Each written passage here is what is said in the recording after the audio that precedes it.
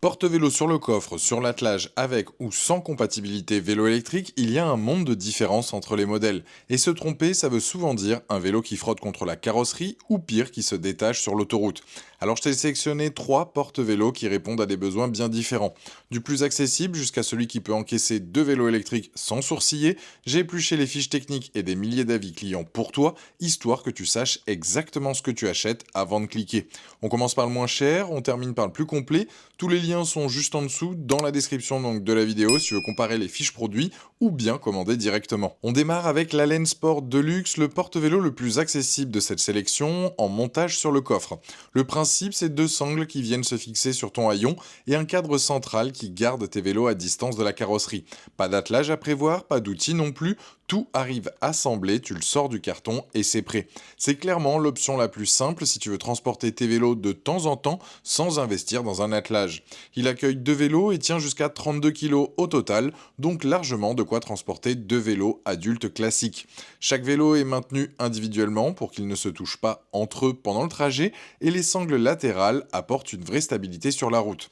Plusieurs utilisateurs témoignent avoir fait plusieurs centaines de kilomètres sans que rien ne bouge, avec un montage qui prend quelques minutes une fois qu'on a pigé le principe. Après, il y a quelques trucs à savoir avant d'acheter. Certains retours mentionnent des sangles qui manquent un peu de tenue à haute vitesse, disons au-delà de 110 km/h.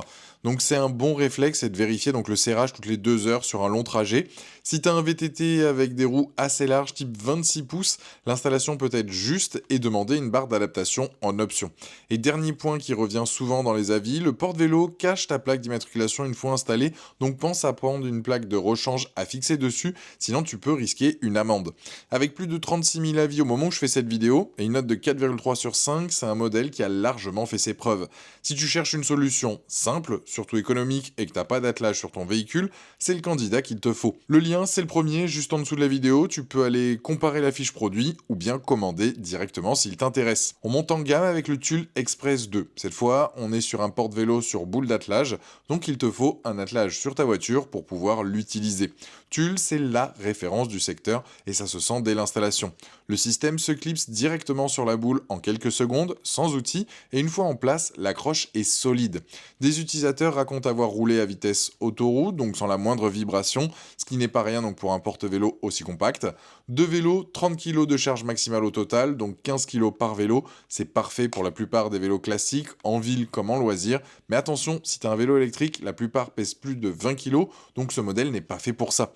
Les supports de cadre sont en caoutchouc souple pour ne pas abîmer la peinture, et l'ensemble se replie complètement à plat, ce qui laisse un minimum de place dans ton coffre ou ton garage. La grande majorité des avis insistent sur la facilité d'installation, avec un montage qui prend littéralement moins d'une minute une fois qu'on a le coup de main. 2 ou 3 choses à checker quand même, le caoutchouc des sangles est assez rigide au début, il faut forcer un peu donc pour l'étirer et que ça s'assouplisse donc avec l'usage. Certains signalent aussi qu'il n'est pas vraiment pensé pour les vélos d'enfants, le cadre étant souvent trop court pour bien se positionner. Et comme beaucoup de porte-vélos sur boule, il n'a pas d'emplacement prévu pour une plaque d'immatriculation, donc prévois cet accessoire en plus si tu veux rester en règle. Avec plus de 1800 avis au moment où je fais cette vidéo et 4,6 sur 5 donc sur Amazon de notes, c'est le modèle le mieux noté donc des 3 et ça reflète bien la réputation de la marque. Si tu as déjà un attelage et que tu cherches un porte-vélo rapide, compact et fiable pour des vélos classiques, c'est une valeur sûre. C'est le deuxième lien dans la description donc pour comparer la fiche produit ou bien commander directement. On termine avec le plus complet et le plus cher de cette sélection, le Westfalia BC60, un porte-vélo allemand pensé pour encaisser des charges bien plus lourdes que les 2 précédents. La grosse différence ici, c'est la charge maximale de 60 kg au total, le double du Tulle. Ça veut dire que tu peux transporter 2 vélos électriques sans problème, batterie comprise, ce qui est souvent le point bloquant avec des porte-vélos plus basiques. Les pinces de fixation s'adaptent même sur des tubes donc diagonaux, plus larges, là où le boîtier de batterie empêche parfois l'accroche classique. L'installation se fait sur boule d'attelage avec un système à levier de serrage qui fixe l'ensemble fermement. Il arrive prémonté, donc pas besoin d'outils. Petit plus appréciable, la fonction basculante te permet d'accéder à ton coffre même avec les vélos chargés dessus, sauf sur certains utilitaires. Et côté sécurité, le porte-vélo et les bras de maintien se verrouillent avec une seule clé, donc tu peux le laisser accrocher tranquille sur un parking. Il est aussi extensible avec un rail pour un 3e vélo si besoin. Plusieurs utilisateurs européens soulignent la qualité de fabrication allemande et une fixation qui reste stable, même avec des vélos électriques lourds. Ce qu'il faut savoir avant d'acheter, c'est un porte-vélo nettement plus lourd que les 2 autres, autour de 19 kg, donc le manipuler seul pour l'installer demande un peu de technique, surtout avec des vélos électriques à charger derrière. Un avis aussi mentionne un souci de feu stop qui s'est éteint après quelques utilisations, réglé en tapotant dessus, ce qui reste minoritaire mais mérite d'être signalé. Et l'emplacement pour la plaque d'immatriculation est parfois jugé un peu large pour les formats européens, un détail à vérifier donc selon ton pays. Avec près de 1000 avis et 4,4 sur 5 sur Amazon au moment où je fais cette vidéo, c'est le modèle qui inspire le plus confiance pour un usage intensif ou avec des vélos électriques. Si tu as des vélos électriques ou tu veux un porte-vélo capable d'encaisser du poids sur la durée, c'est clairement l'investissement à faire. C'est le troisième lien dans la description pour comparer la fiche produit ou bien commander directement. Alors qu'est-ce qu'on retient de ces trois porte-vélos? La laine sport reste un super choix si tu transportes tes vélos de temps en temps sans avoir d'attelage et surtout sans te ruiner. Le Tulle Express change de catégorie, c'est l'option la plus rapide et la plus compacte si tu as déjà un attelage et les vélos classiques à transporter régulièrement. Et le Westphalia ferme la sélection avec une capacité de charge qui n'a rien à voir avec les deux autres, taillé pour les vélos électriques ou un usage intensif.